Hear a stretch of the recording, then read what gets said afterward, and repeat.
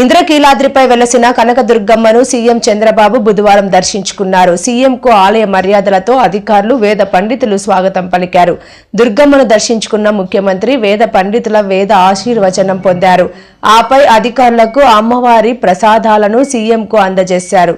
దర్శనానంతరం CM Chandrababu మీడియాతో మాట్లాడుతూ, తెలుగు రాష్ట్రాల్లో విదేశాల్లో ఉండే తెలుగు వారందరికీ, భారతీయులందరికీ మనస్ఫూర్తిగా హ్యాపీ న్యూ ఇయర్ శుభాకాంక్షలు తెలియజేస్తున్నాం.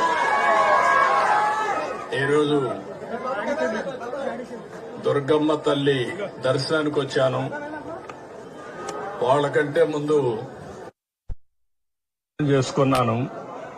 వాళ్ళ ఉత్సాహం చూస్తామంటే ఈ నూతన సంవత్సరంలో ఆంధ్ర రాష్ట్రంలో అందరూ కూడా ఆనందంగా ఉండే విధంగా దుర్గమ్మ తల్లి ఆశీర్వదిస్తా ఉంది.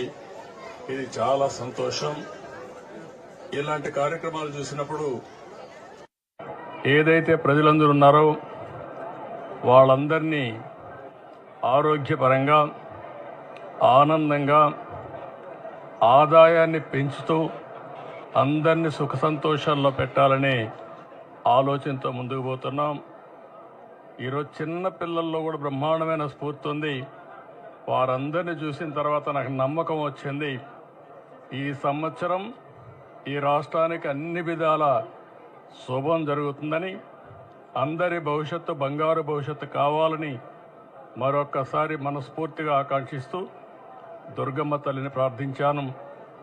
ఈ సంవత్సరం నుంచి తెలుగు వారికి అన్ని జయాలే ఉండాలని మనస్ఫూర్తిగా ఆకాంక్షిస్తూ మరొక్కసారి అందరికీ అభినందనలు, ధన్యవాదాలు.